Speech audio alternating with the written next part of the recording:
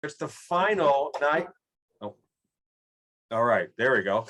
Hello, everybody, and welcome to today's webinar. It's the last NYAPT Transfinder webinar of 2021, and we're really excited about today. We're really going to be talking about looking back a little bit on 2021, what worked, some approaches that maybe didn't work, and then also looking into 2022 and what to expect, what kind of changes, and I know it's a little bit of a best guess because none of us really know the future, but what are you anticipating? There are some definitive changes coming up that Dave Christopher is going to share a little bit about, but we're just so happy you're here. So again, my name is Rick Jericho. I'm the Director of Public Relations at Transfinder.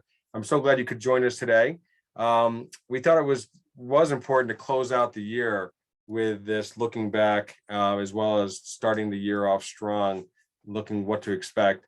I want to thank our panelists because I know it's very busy time of year, and we're going to get into something in a moment, but I can tell you, we had 4 panelists in addition that were going to join us today that because of circumstances, emergencies that do crop up, couldn't join us today. So I want to let you panelists know how happy I am to see you today. And I know that you all have emergencies probably that you are probably trying to, juggle multiple things at the same time. So I just want to thank you so much for giving us some of your time. And I want to thank also the attendees because we know that you're also busy. We want you to know that this is also something that we want to be very interactive. So there is a Q&A bar you should see there. And if you have questions, pop them up and we will get to them as soon as we can. I don't like people to have to hold on to their questions. So pop them in there. And if you have it addressed to a specific person, do that. And if it's for anybody, then I'll ask the entire crew here. I also want to remind everybody that these webinars are always recorded. And so it will be up on our homepage, if not by Friday, early next week. And so you'll be able to find it right off of our homepage. So without further ado, I'd like to introduce the Executive Director of NYAPT, Mr. David Christopher. Dave. You're on mute. And I was muted. And thank you again, Rick, for putting this together. This was our last of the year, as you mentioned, and we're looking forward to a very positive 22. So let's get this going. I want to introduce the panel. We have a great panel. This is a panel that made it through the day and was able to get here today. So thank you all. Lorianne Savino from Jericho, wave Lorianne so everybody sees you. Mark Medina from Herricks School District on Long Island. Steve Lake from Southwest Allen County School District, Indiana. Keith Paulson from, Anoka Hennepin. Did I say that right? Oh, Keith is not here. Katrina Falk from Shelby, Eastern, Indiana as well, Shelby. And Kristi Edwards from Alberta, Canada. Welcome, Kristi. Thanks for being here today. So I want to thank Transfinder for working with us on these webinars. We've done numerous webinars in the last 18 months, right, Rick? It's been about 19 months since we started these. That's right. It's hard to believe that we've been at this for so long. It's hard to believe that this all started almost 2 years ago. So, we thank you for your partnership, and we thank all the panelists who've ever stepped up to take the time to work with us on these webinars. So I want to turn it over to Rick, who will get us through this webinar and kind of moderate. So Rick, it's all yours. Thanks so much, Dave. Yeah, one of the things that came up during our dry run was this idea that that one of the benefits of these is just knowing that you're not alone, right? I think was it Mark that said that I'm not on an island here, and that's I think one of the benefits. Plus, I think everybody walks away with 1 or 2 or 3 ideas. Our boss, the CEO of Transfinder, Antonio Savitella, always says, if you can just walk away with one thing, can you learn one thing from this? And I can tell you after our dry run that there should be many, many things that you take from this. Before we do, we had a little before we officially started the webinar, we were all talking about where we all are at in weather. And in New York, we're going to hit, I think, 60 degrees. Steve, you were saying something's coming our way, coming from you. Tell me, let's go around the horn a little bit and what's the weather like where you are? So Steve, I'll start with you. Well, from the lovely state of Indiana, we're 45 to 50 mile an hour winds in the northern part of the state, but it's extremely unseasonably warm. We're told by tonight we'll be back to normal down in the 20s. So it's ripping your way. It'll be to the East Coast pretty soon. Thank you so much. And Nice to share. and how about you, Lorianne and Mark? It's beautiful here. It's sunny. It's warm. I was looking at Mark. I said, "Are you wearing a t-shirt?" Because unfortunately he's not. I still got the long sleeves on, but I got the AC going in my office. Exactly. Yeah, it's a little hot here today. How about you, Katrina? I'm just a couple hours south of Steve, and we're still at 57 with rain. It looks like we're going to get down into the 30s and 40s again, so it's coming. And then Kristi, you said it's t-shirt weather where you are. Yeah, I mean, it's minus 14 Celsius here. I mean, you guys are saying that like it's around 60 degrees Fahrenheit, and I Googled it, and that's like plus 15 degrees. So it's like, yeah, I am wearing short sleeves, and it's, you know, shorts and t-shirts around here. So Nice. Right. You guys are a hardy people. All right, so we'll just get going here. What I wanted to do is, first of all, I'll start with Lorianne and just ask if you could tell us, first of all, a little bit about your district, size, you know, students, transport, and that kind of thing. And then, you know, what 2021 looked like for you? You know, what worked for you? Thank you, Rick, and thank you for the opportunity. I have been here in Jericho a little over 10 years. We transport 3,000 students, just over 3,000 students, universal busing, so everybody gets a ride to school. What else can I tell you? We're under 4 square miles, if you can believe, and we run about 65 pieces each day. 3-tier is most common, some 4-tier. So that's really what it looks like for me. Okay. So for me, my state association, the New York State Association, right, NYAPT, we got together and we put a task force together when we were coming up to opening schools again and what was it going to look like for the school bus. And in those early stages before schools were open, it was really important for me to take care of the drivers, right? If we're, you know, coming up on a driver shortage and a pandemic, you know, not the best case scenario. What can we do to ensure that we're going to have drivers behind the wheel of the bus when school's ready to open? So I made it a point of mine to probably be in my superintendent's office every day with 2 things in mind. I wanted to take care of the contractor drivers. So we made the decision in Jericho to make sure that we kept them on the payroll throughout the pandemic. In the event that school did open, we wanted to make sure we had a driver in the seat. And then more importantly, for my in-district drivers, I have about 11. I do both contracted and district run operations. We changed the whole dynamic and how our drivers get paid. So, you know, that was really good going into the school year. We were short a few drivers, but with the changes that we implemented here in Jericho, we didn't really run with any hiccups for the opening of school. So that worked really well for us for the operation side. For the personal side, I definitely paid more attention to the drivers and their needs, knowing that they were going to have more responsibilities coming into the new school year, and open door policy more than ever. You know, I'm in the driver's room every day. You know, that personal human connection I felt was very vital for our drivers. They needed to know that they were safe and that we cared about them. Yeah. You know, and it's really all in the way you deliver the message, right, Rick? You can say masks are on buses, it's a mandate, or you can say, please make sure everyone's wearing their masks. I want you guys to be safe and healthy, right? Yes. So, Ooh, that's good. It is how it's the same, you're getting the same information across, but the way you say it, that's good. That would be what we call verbal judo. verbal judo, baby. Ooh, I like that. I like that.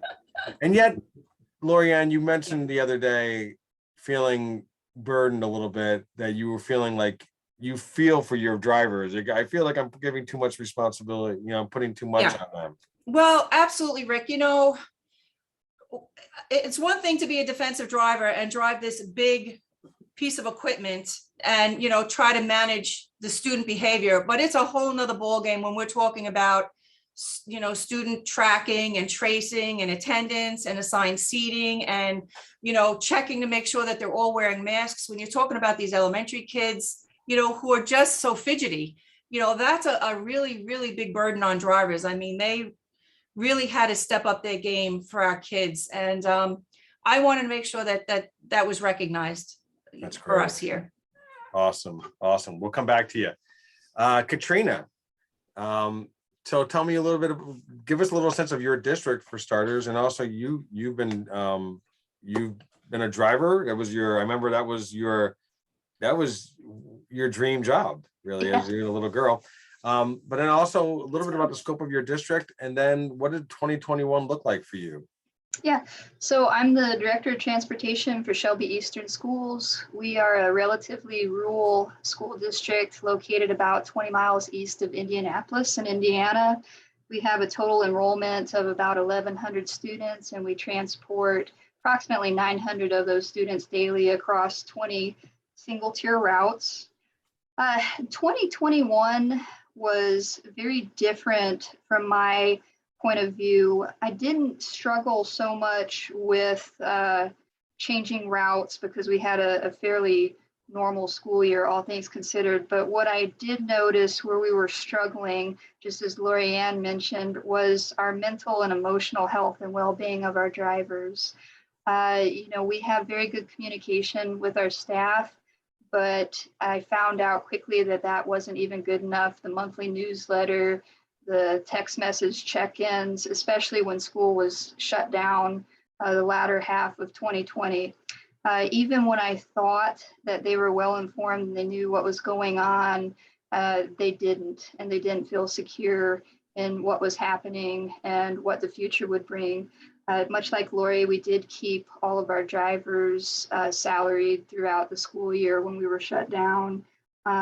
So they were secure in being paid, but they just weren't sure what was around the next bend. And the directives that we were handing down, they weren't just the everyday directives that we get from the federal government and the state about, we were talking about no Christmas lights on the buses here in Indiana before the webinar started. It wasn't just everyday routine situations like that. I mean, we were talking about extra sanitizing and keeping sanitizing schedules, the masks, of course. And we had a lot of, why are we doing this? Why? And I learned, like we just mentioned, the way that it was packaged was very important. So, when I would get the notes from the schools, hey, this driver's not wearing their mask, or this bus, they're not wearing their mask, I'd make sure that the way we communicated was, let's please try to do everything that we can do to keep ourselves and our students safe and healthy, because in our community, being in school is probably the best place for some of these students, just, with low income situations. So I really harped on, we need to do what we can do to keep our students safe. So like I said, even when I thought they were okay and they knew what was going on, they really weren't. So I, made sure that I made more one-on-one phone calls. I think I talked to our drivers more on the phone over the last school year than I ever have. And sometimes it was 10 minutes, and sometimes it was an hour, and sometimes it went on 2 hours. And it wasn't just about work, it's just everyday things that they were worrying about. And I mean, I live Little in psychologists. and I live in the same community as these people, so we run into each other.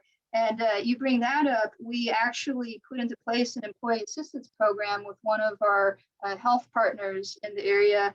And it wasn't just for COVID related issues, but we did start to focus on that mental health concern. So all of our drivers have 8 free confidential sessions with one of these licensed health professionals if they so choose to use it for whatever might be happening in their life.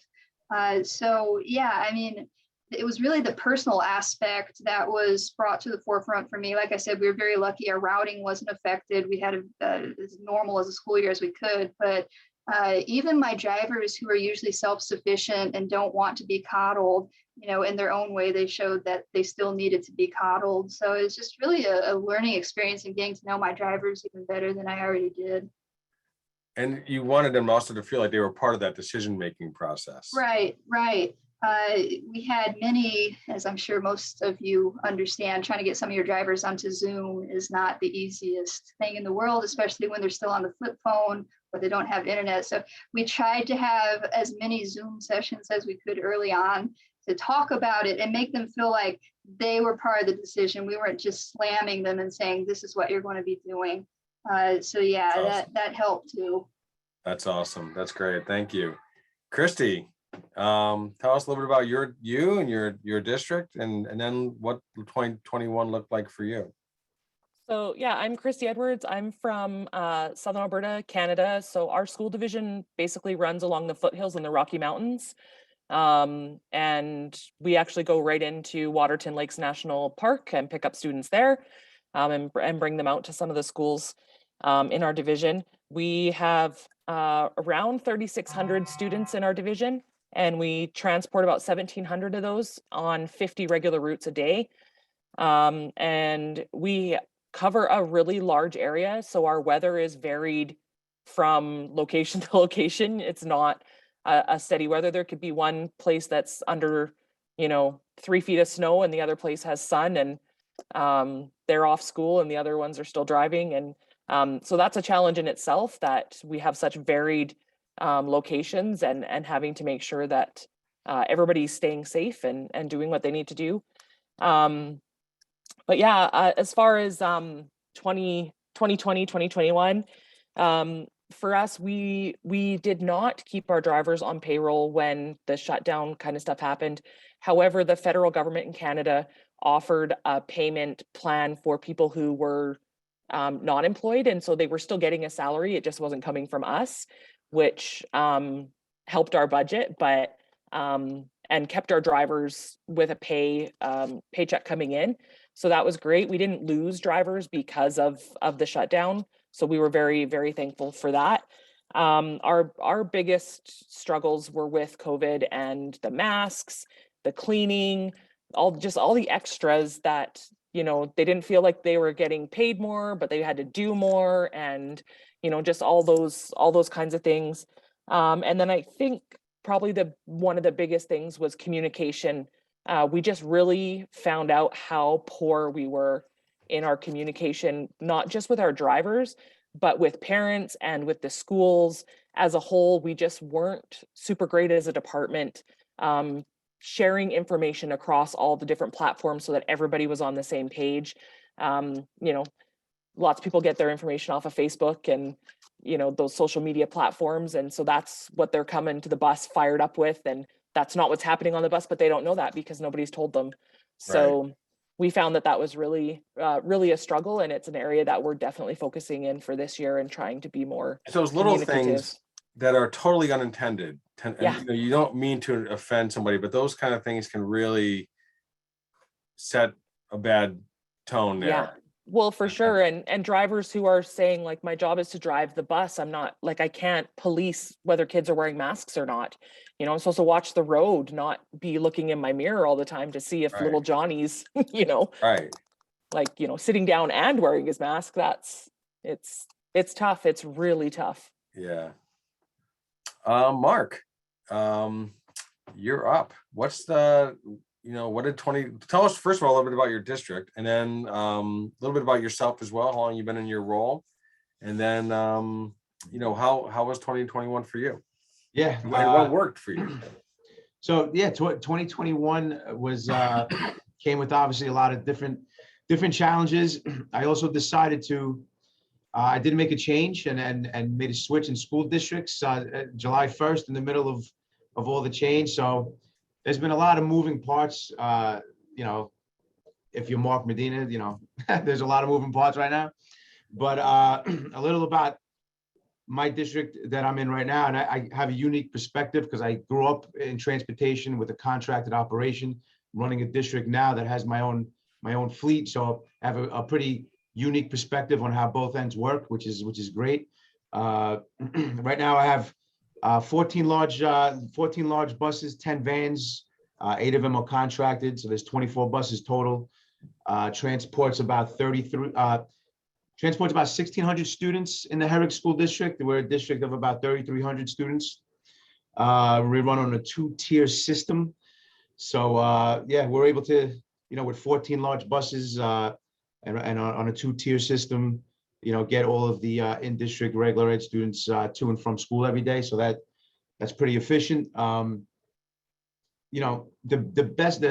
thing I took away from 2021 really was, we talked about it yesterday or on Tuesday, was adaptability.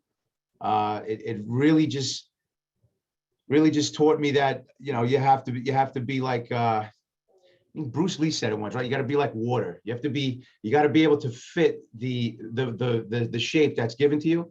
And, it really resonated. Things that we wouldn't be able to do, things that took a lot of time to do, a couple of days, we were able to do within a day, switching routes, some routes. It's amazing what you can do when you have your back against the wall. Yeah, Right? when your back's against the wall and you're given a directive and it has to get done, you're surprised on what you can do.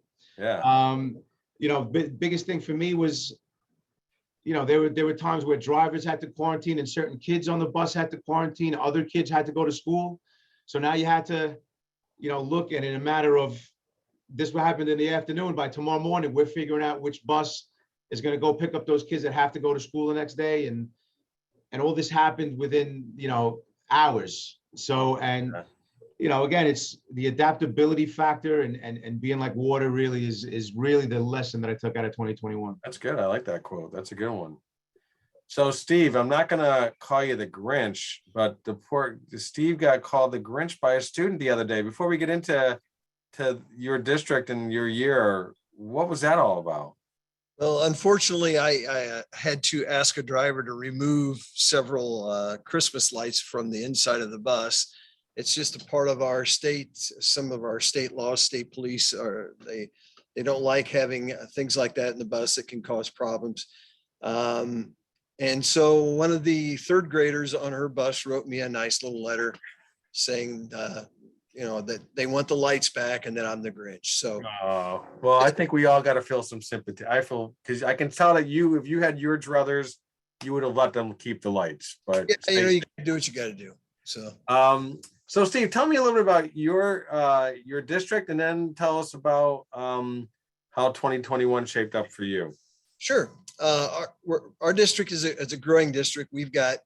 We're looking at within the next 2 years having 1,000 more houses being built in our district, and that's kind of probably on the low end. The ground around here is being just bought up as quickly as possible. A lot of housing additions going in. Right now, we're we're about 4,700, getting close to 5,000 kids. So we're just pedaling as fast as we can to keep up.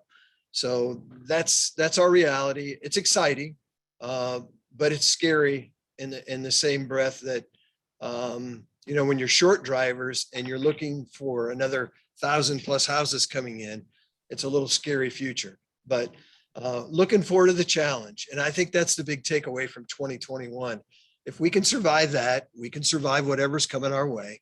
I like what a lot of the rest of you said, like what Mark was saying and what Katrina was saying, and I believe we're all living it. It's, you do the best you can and you're flexible. You gotta go with the flow. But what we need to get better at, like Katrina was saying, is the mental health of our drivers. I didn't realize till I got put into this COVID situation, just how much tension and pressure is put on different individuals. We're all unique.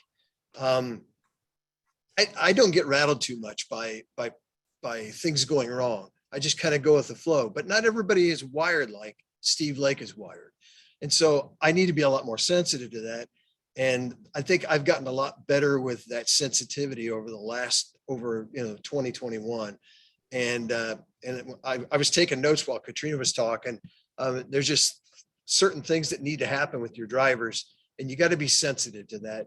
And I will tell you what, this last week here before break, it's just a lot of tension in the air, a lot of tension. And I'm in the driver's lounge a lot, and I'm doing a lot of just, hey guys, hang in there kind of stuff above and beyond just what normally is going on. So that's one thing I think I learned over 2021. And the other thing that another takeaway that I had was we tried several other things to get new drivers in here. We tried like a online job search thing that we paid money into, and that really kind of fell on its face, and we really didn't get anything productive out of that. So that'll be one of the things that in the future I probably won't go back to. Yeah, but you actually hit a couple. This is I want to highlight this because there's some really neat things that you did. Tell me about what you did in terms of looking at who your typical female driver is and your typical male driver. You went back, I think, multiple years. I don't want to steal your thunder. Tell me what you did and then how that's affected your approach to recruiting. Well, and I know this is a Transfinder thing, but Transfinder really did make it easier for us keeping all those documents. So basically what I did is I went back, all the documents we've had from the past, and I pulled up all of our drivers that have gone, that have retired, that have been let go. It didn't matter. I queried all of them, threw them into a spreadsheet, and basically took a good look at it and thought, I can't compete with the UPSs of the world. I mean, there's too much money out there in the corporate world. So I've got to go out and I've got to be specific and really drill down and find out what kind of person do I need in Fort Wayne, Indiana to drive school bus. So what I did was we did that, and we found out that the ladies in my girl is what I call it. My girl is going to be in her 40s to late 40s or mid 40s. And my guy's going to be in his late 50s to early 60s. And so what I did then is I started recruiting at the high school because I found that a lot of the parents or the ladies that I was recruiting were moms that their kids were off to school or they're going off to college. They wanted to get out of the house. They wanted to do some things. And they're some of my best drivers. I mean, you can't pull anything over on them. They're used to kids. They're used to high school kids. I mean, they've been there. They've been in the battlefield. They've raised their kids. And so they're some of my best drivers. So I really focused on recruiting that group, and it's paid off. My other group, the retired guys, they retired to their old job, wanted to keep working, and wanted insurance. And we offer a real good insurance plan. And so I've been recruiting at a local GM plant. I've been looking at some other factories around where I know people are getting close to retirement, and I've had some success there too. I love that. I just think that it's like so really like hyper targeting your future recruitees as opposed to like a broad, hope that it gets to the right people. Kristi, you've had some success as well with recruiting, correct? Yeah, we did. We were in a rough spot too. Coming back after COVID, we were down to about 10 spare drivers across our division, which is not near enough when you have 50 bus routes and quarantines and all sorts of things coming at you. So yeah, we started a recruitment program in January, and we were actually extremely successful and ended up with about 34 new drivers. Wow. Which, yeah, it worked really well. In the end, we did everything. We did radio ads, we did unaddressed ad mail, we did promotional videos and, all the things. We had meetings in every community, but what it really boiled down to was referrals from our current drivers and our employees. We had a referral program where they got $100 Visa gift card if their referral made it through the training program and got licensed, which was another big hurdle because in Alberta, we've recently transitioned and there's a massive training program that goes with this, and it's not inexpensive. It costs, if you were to go commercially, between $5,000 and $8,000, and most people aren't going to put that kind of money into a part-time bus driving job. So we paid for the training, and so that was where we found we were the most successful, was with referrals, and that $100 Visa gift card, it just seemed to do the trick. So yeah. we were really money well spent. Absolutely, every penny was worth it. So hey Rick, could we drill down a little deeper what Steve was talking about? Did you actually go out and survey your drivers, Steve? Is that how you collected that data, talking to your existing drivers to get I actually pulled it right out of Transfinder, all the data that we had in Transfinder. When we hire a new driver, we put a lot of detail in there, and basically I pulled that up and put it in a spreadsheet and just started looking at their age. And then I started talking to them. I went out and started talking to that age group of my drivers. Yes. And asked them, why did you make the decision to come in? And it was because of, well, I was at this point in my career, I was at that point in my career. And that's where we're focusing, because I can't compete. Like I said, I can't compete Right. with Right. Amazons. I can't do Sure. it. That's good stuff. I mean, It's I It's like it interesting too. because- Sorry, I'll just jump in. No, It's please. interesting because like Steve, you did all that research and I didn't do any research. I just like threw it and hoped that something stuck and we got some drivers. But the people we ended up hiring are those exact demographics. Yeah. We Yeah. had those women, the women we hired are mostly in that 40-ish category with kids and that kind of thing. And the men are mostly like the 55 to 65. Yeah. Yep. That is That's a great. good lesson learned in terms of recruiting. So Steve did all the homework for us. I love people like you, people who read the book and then they put it in the Reader's Digest version. I wanted to talk one other thing with you, Steve. I just thought it was interesting, and it stuck with me. How you meet with realtors periodically. You also have the approval, like that you're going to have proper egress, right? Or be able to navigate buses and new development stuff. Can you just tell us a little bit about that? Because I think there might be some value for people who are attending today. When I first got the job, I'll never forget, I was getting parent phone calls from a rather brand new large addition that went in, and we were unable to get our buses in the back of this addition. We couldn't get in there because the cul-de-sacs were too small, and it was a one way in and no way out. And we don't back buses up. We're not going to do that. And so we told the parents, hey, we're sorry. Your kids are you're going to have to bring them out to these locations for a mass pickup, and when I tried to explain it to them, your addition was built that way. And it's not, it's your builder, and your realtor, that you should be upset with, not me. After that, I quickly contacted our county planners and our city planners and shared that with them. And they've included me now in a lot of their meetings. And we've come up with an agreement with the builders and the different people that put the housing additions in, where we meet at least a couple times a year. And they will send me monthly any new additions that they're putting in, because the county is requiring that I sign off on the addition before they actually get it approved through the county or the city. So I've got a little bit of, I'm at least sitting at the table. I got a little bit of power that I can, they're nice to me now. Let's just put it that way. That's great. That's awesome. That's awesome. I thought, Steve, I was the only one that had these situations with the cul-de-sacs and the dead ends. When I first came on board here, I was out doing measurements and meeting with the fire department for egress, and my community, who was ever living in that particular area, they put in the money and they widened the road, and that happened to me twice here. So that's interesting that you're meeting with realtors now. I kind of like that. Yep. We solve it before they even put it in. We make sure the sidewalks are where they need to be. And you know what?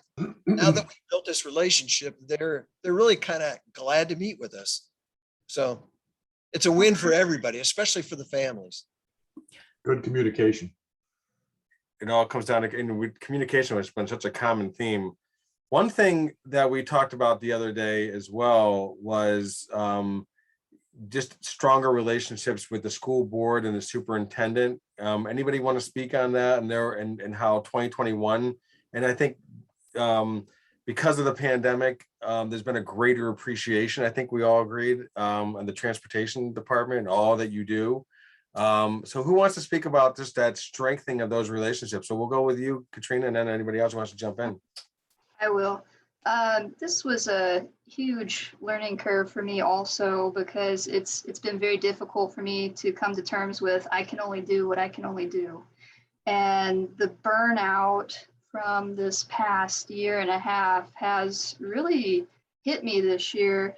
And it's not that I didn't have an open relationship with my superintendent and our school board, but it's really strengthened that relationship that we had, because I have spent more time in the superintendent's office just talking about how I feel and how to avoid these situations where you dread going to work and you hate what you've historically loved doing. And I told him this year, this is the first time I have ever questioned the career path that I've taken, that I've wanted to do since I was in elementary school. So, I mean, it really hit me because I can't split myself into multiple directions.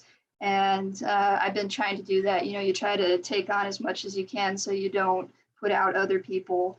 I do need help. And this has paved the way to us having serious conversations about not only bringing in some additional office support for me, but creating some positions that we didn't have in place before, like a permanent substitute driver, because we're such a small district. We do have subs, but they don't come in every day. And that's a problem when we're trying to get somebody at the last minute because someone is sick, because now the amount of time people are out sick, it's not just a couple of days, it's at least 10 days now. And right after Thanksgiving, I had 5 phone calls and we only have 20 drivers. So, I mean, that says a lot. And I just dread, you know, what January 1st, 2nd, and 3rd is going to bring before we come back to school. And it's been very stressful. So, yeah, you know, like I said earlier, I live in the same community as our drivers, but our school board members are here and they see me out and about. And one of them called me the other day at a local coffee shop and just said, you know, you could cut the tension with a knife in your office the other day. What in the world is going on? And, you know, I'm very fortunate that I have that relationship and they care because they see the value in taking care of the people that they have on staff here.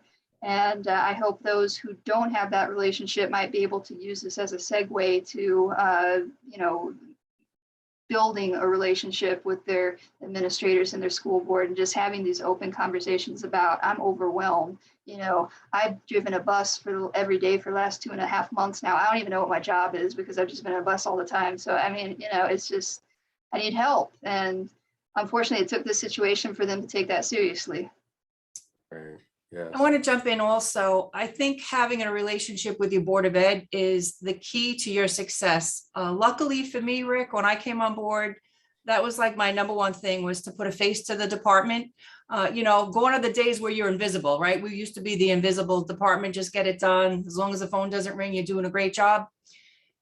Luckily for me, you know, I showed up to the board meetings. I, you know, wore my name badge. I introduced myself, and that helped me when we were leading into this pandemic and reopening, where I made these very high demands really on behalf of my drivers, and they had the trust and the relationship with me so that it wasn't as difficult as it could have been. You know, if we didn't have this previous relationship where they could trust in my ability to run the department, or, you know, that I make good sound decisions most of the time, that they could support where I wanted to go with the department. So the relationship that I have with them, and, you know, the superintendent, of course, the business official, that is just so, so, so important. If you guys are not doing it, who's ever on the call, you should make that your #1 priority moving forward. That's good. That's really good. Anybody else? I think I have the privilege of seeing this in a lot of different areas of the state, talking with, you know, supervisors, transportation leaders, and superintendents as well. I think there's a new appreciation for the business. I think school transportation has risen to the occasion, starting 19 months ago when you delivered food and supplies and never missed a beat. And you segued over to that like overnight, right? I mean, that was like something that happened almost immediately when we closed schools a long time ago.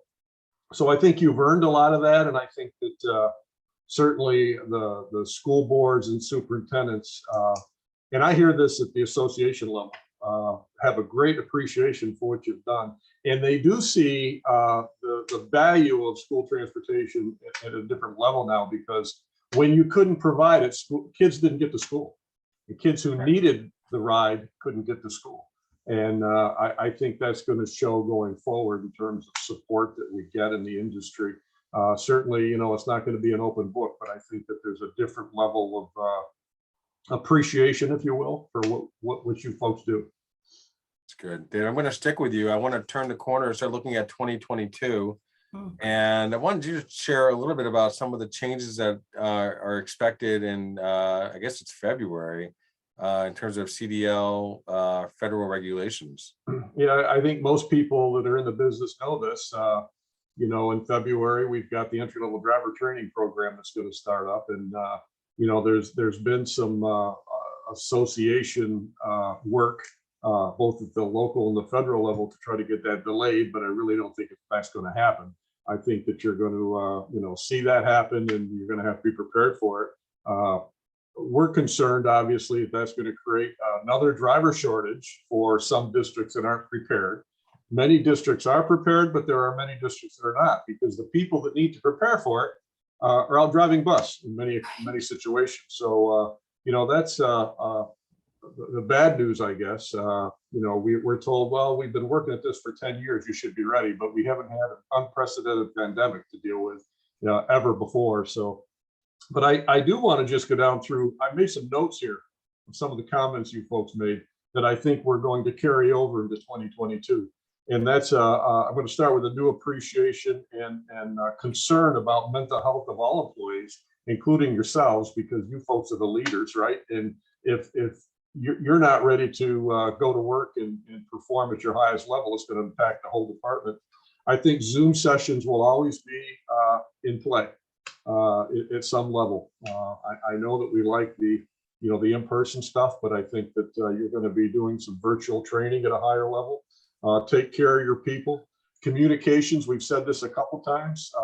We all need to learn to be better communicators, and adaptability. Fit the shape given to you. Who said that? I think it was Mark. It was Mark. Good stuff. I think Actually, those are all things. Lee, but Yeah, I think those are all things that are.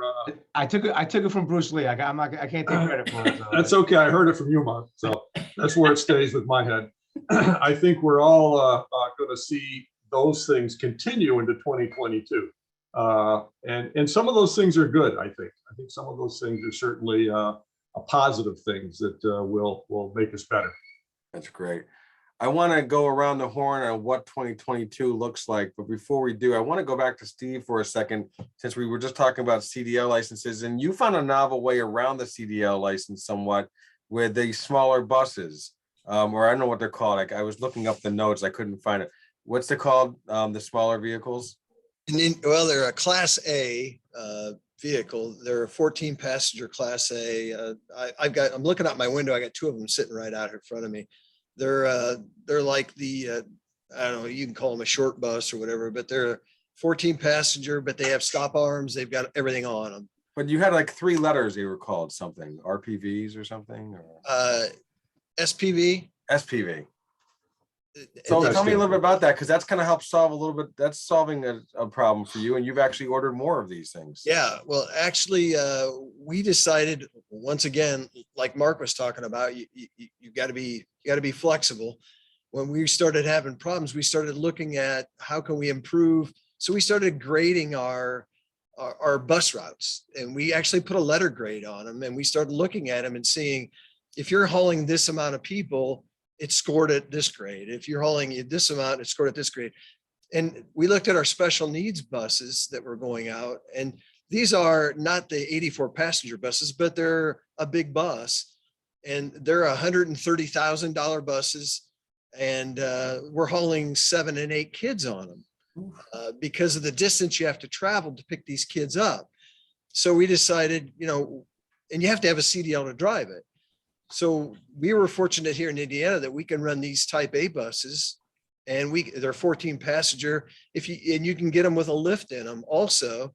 And so they're not going to be 14 passenger with a lift, but you're not losing that many seats. We can still haul the average of 8 to 10 kids that we're hauling. We're getting a lot better fuel mileage with them, and we're only paying $60,000. We're paying half the price for them, and you don't have to have a CDL to drive them. And so we're seeing a lot of growth in that area for the small, you know, we use them for McKinney-Vento situations.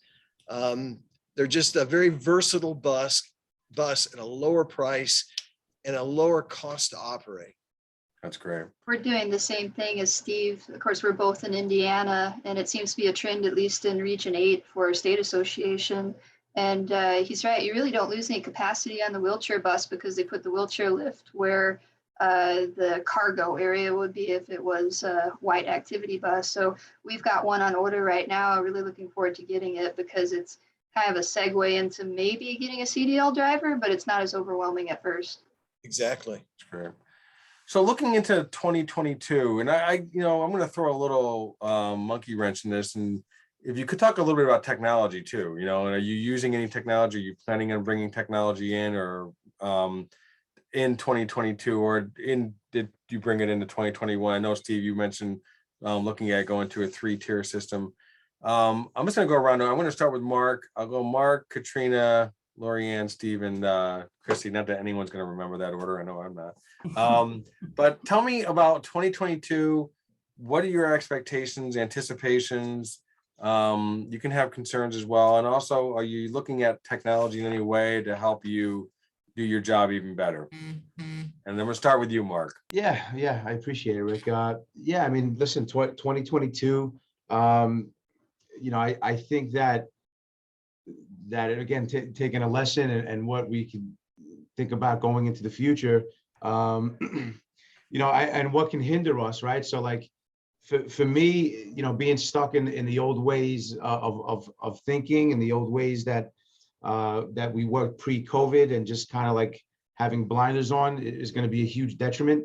So if we're not able to, think outside the box, when I say that, I mean, like thinking outside the box ways of bringing kids into school, right? Maybe bringing kids in waves, right? You bring a certain set of kids, you go back out, bring in another set of kids, things that we haven't done in the past. Maybe we're doing that now. Because of the driver shortage, we might have to resort to doing things like that also. Combining routes if you're working with a contractor, and their drivers, they're short drivers, putting the work out so that they're able to cover it and working with them and having that communication with them and that dialogue is going to be super duper important. Electronic notifications, communications with the parents. I believe, we mentioned that before. Katrina or Kristi might have said that before, but those text message blasts to the parents, they're very small, but they speak volumes. Parents appreciate being kept in the loop. Yes. And I just think that thinking of outside the box ways and of doing what we've learned to do is gonna help us in the future. That's great. Katrina. Don't forget to show your staff how amazing they are. And I mean, I say that, and I thought that we did, but this whole last 2 school years, I've realized they need a little bit more than even what I thought was a lot before this. And I know I brought this up the last time I'm doing their Christmas cards, just finding something. Are you multitasking right now?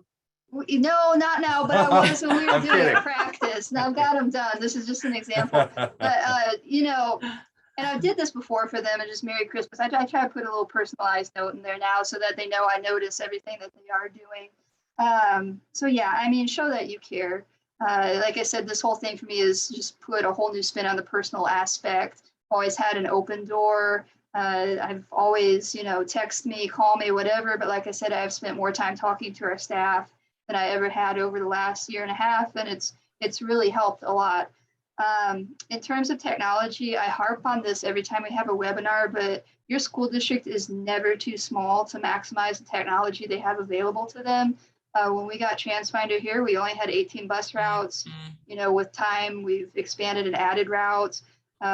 We actually used our COVID shutdown as a prime opportunity to upgrade from Pro to Plus. And I'm looking at adding Wayfinder because, selfishly, since I'm a sub driver, it's just, even though I know the routes, it's just nice to have that bring your own device and have the security of the tablet there. Awesome. Because I'm not fearless like I was when I was 18 and started driving. I like knowing where I'm going. So, if you don't have any of these technologies, reach out to Transfinder, whoever your preferred vendor is. Hopefully it is Transfinder, but they certainly have a solution for whatever size school district you are, but take care of your people. Even if you think you are, you can do more. That's a good line right there. Even Hey, you think Katrina, you are- or whomever has that system, that the digital right left systems, do you see those as a value add for drivers? You know, in terms of the driver shortage issue, do you see that as a better system for drivers versus holding up the right left sheet like this? Would Yeah, that be something that would help attract drivers? my husband's district has it. He works in the shop. He's the assistant fleet manager there, but he's also become a school bus driver over the last 2 years.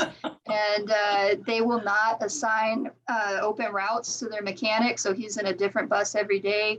And even though he knows the area inside out, it's just, you know, he can put a face with the name with the students. It's just a little added benefit. And certainly for brand new substitute drivers, you know, they're brand new to what they're doing. It just takes another worry off of them, because I remember lots of mornings when it's raining, it's dark, you're trying to look at a map or a paper and you miss a whole chunk of directions, and it's just, you know, it's good, Interesting.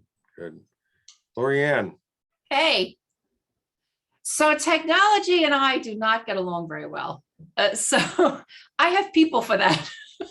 If you heard me earlier call John, yeah, but it's very important, right? So I would say the biggest piece of technology that we've used during this pandemic has been the video surveillance cameras that we have on buses. When you have to do the student tracing and kids can't remember where they sat, or maybe they weren't in the right assigned seat, you know, that was a big tool for us. We used that a couple of times. Other technology, yeah, I am a Transfinder user. That's the only product I've ever used. I'm afraid to go anywhere else, so you stuck with me. And you know, we went to Plus, and it's been great. And I'll tell you, we had a problem integrating our Power School into the Plus version. There was a period of time where we just were not making the connection, but we were able to pull out all the parent emails from my Transfinder and drop it in, you know, put it into an Excel, and then communicate to our parents. We do these parent bus communications. You know, your bus is 15 minutes late, or you know, you have a spare bus driver on today. So we've utilized that that a lot. Moving forward, I would say that, you know, drivers are going to continue to have to do more than they've ever done before. And I agree with Katrina that we have to pay attention to the human side of them, right? So, you know, teachers are in the classes, but they have the social distance opportunity, and they're able to split the kids and how they move throughout the building. But on a school bus, right, it's a very confined area. We're asking these drivers to sit there for 6 hours a day. We're asking them to clean up after the kids leave the vehicle. And I think that if we don't pay attention to them and what their needs are, it would be really a disservice to them. yeah, well, that's good. That's a good, that definitely is a strong takeaway. Yep. Kristi, 2022. 2022. My motto for 2022 is tough times don't last, but tough people do. That was my quote in my high school yearbook. Was it Nice. really? I'm not kidding. That Yeah. was my, I'm gonna get, I think I have my high school yearbook down here. I'm not kidding. I actually saw, I bought a little sign in some home decor store. I read that and thought, that is, I have it, it sits by my bed to remind me every morning that I'm a tough person. And even though today is going to be tough, because every day's tough. Every day's tough. We got this, you know, like we can do it. So Kristi, I know our state president is on the call here, so if he uses that as a theme, would you be upset over that? no, not at all. Just make sure Very I good. get credit. Just kidding. Very I don't good. even know who made it up. I just We'll get you a I free think it's invite to the Robert conference. Schuler, for who's that. a- Rick made it up in his yearbook. Rick made it up. No, I did not. Good I call. did not. I borrowed it. yeah, I don't know where it came from. But as far as what we're working towards, we have already implemented in our province the mandatory entry-level training for our drivers, which was a huge cause of our driver shortage, because you couldn't just jump in and start driving a bus anymore and had a year to complete the training. Now you have to have the training first. In Alberta, you're allowed to, if you're a class 1 driver, which is like semi trucks or anything like that, you can take just the school bus safety training and add that endorsement to your license, and then you can drive. So we like to target those people who are already class 1 drivers, because it's much cheaper to get them that school bus safety training endorsement than it is to put them through the whole entry-level training program. But we recognize and realize that we are always going to have to pay for that training, and it's just going to have to be part of our budget moving forward. that, you know, set that chunk of money aside every year, because it's not going anywhere. And we're going to have to do that. One of the other things for us is our insurance has skyrocketed. It went up 533% last year. Wow. So yeah, our school division was paying about $380,000, and then the next year we were paying $890,000. It's just been crazy. So we've had to do a lot of upgrades and changes, and there's lots of requirements from the new insurance people, like adding cameras and GPS and all these things that cost money and resources that we don't necessarily have. So we're struggling with having to put in all this new technology, and drivers without cell phones or flip phones that don't want anything to do with it, but have nothing that they can do to stop it, because it is like, it's just going to be a requirement. Right. So having to deal with that lack of ability with technology is hard. But as far as technology goes for in the office, I'm actually not the transportation coordinator. I'm the transportation secretary / routing specialist, and I'm the one that knows Transfinder. And so I've had 3 bosses in the last year. Like, we've transitioned. My first boss retired, and then we had a new guy. He got scooped out by another division. And so now I have a third one, and it's been quite the ride trying to maintain the status quo and keep things rolling along like we want them to, and trying to get them up to speed. But Transfinder's been the one constant. Our route finder, we did transition to Plus as well. There's still some kinks we're working out, but it's got so much better maps, and the ability to use the program is so much easier. It's much more user friendly, and it seems to be a real asset. So I'm looking forward to really diving in and expounding on that and making sure that we're using it to its full potential. So yeah, I think 2022 has a lot going on, but we got this. So yeah. Good. I gotta say, before I go on to Steve, you guys all inspire me. I mean, I like working who I work for. Tony is very inspiring, but you guys have that you're optimistic, but you're realist. You both, you know, you have that nice balance of, you know, you hope for the best, but you also got to plan for the worst. And, you know, you guys dig in. Steve, before you say what you want to already prepare to say, I want to get to one quote that you had yesterday I really liked. And I don't know how to say it without reading your quote, and then you don't get to say it. But you talked about toxic environments. Does that trigger anything?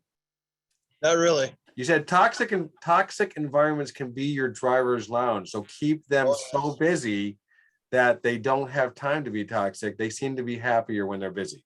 Right. And that's why we're going to our 3-tier system. First of all, it's going to give us extra drivers, dividing from 2-tier system to a 3-tier system, and it's going to keep them busy. And seriously, it's nature. I mean, people like to be busy. I mean, I'm not saying overworked, but they like to feel busy. Yeah. And when they sit, it gives an environment where it can be toxic. Like I said, this week's been a tough week. And when they're upset, they go into the lounge and it gets more toxic. So we're hoping to fix that by keeping them busy. And we're working with Transfinder right now on this 3-tier system, and we're getting a lot of support with that, and we're excited about it. Awesome. So did you want to say anything else? I know I didn't want to steer you from what you wanted to share about 2022. Just one other thing on technology. We went to all tablets on all of our buses this year. And we're one of those districts where if we're going to do it, we're going to go all in. And so we've got tablets on all the buses. We're looking at scanning kids on and off the bus. Our school board is, as soon as they approve that, we've got the scanners already in the buses. Our drivers, we can put whoever we want on whatever routes we want, because all they have to do is they punch in. We do time and attendance on the buses. We do all of our pre-trip, post-trip. They punch that in on the buses. And so we have that documented. Their COVID cleaning, they document that on the bus, on the tablet. There's so many things that you can do with that technology. Now, once again, it's not perfect. The turn by turn is not perfect yet. It's very close. We're getting there, but that's a part of it. You work through those things. And I think when you work through it and you struggle with it, when it does work, you really, really understand it. And so that's where we're at with the system right now. And we're really excited about it, and looking forward to 2022. Awesome. Well, I can't believe we're almost done here. I wanted to wrap things up. I just want to, first of all, I want to thank our panelists, Mark. I want to thank Lorianne, Steve, Katrina, and Kristi. Great, amazing content here. Of course, I want to thank Dave Christopher, just a great leader. This last 19 months, I think, just have solidified that relationship. I think there was already a very strong relationship with Transfinder and NYAPT, but I think it's just when you've been in the the battle together, you get even closer. So I just want to thank you, Dave, and the association for allowing these to continue on. I want to say we're always looking for new panelists to just continue to share stories. I think today there were just a multitude of takeaways that you can bring right back to your office, bring back to your school board or your superintendent or just to your team. We always want to get more of these. We want to get, there's so many ideas out there. So if you have a story or an idea or a process that works for you, please email mystory@transfinder.com. That's mystory@transfinder.com. And I will warn you, you may be invited to be on a panel, or we may do a white paper, or just somehow get that information out to other people because we want to share it. And lastly, if you go to that last slide here, we do already have our next date for our kicking off 2022 NYAPT Transfinder series. It's going to be January 20th, 2022. So please stay tuned for that. And again, I just want to thank our panelists, and I want to thank all the attendees, and I want to just wish you all a very happy holiday season, a very happy new year, and I just hope you have just a great rest of your day as well. So thanks again, everybody. Thank you all.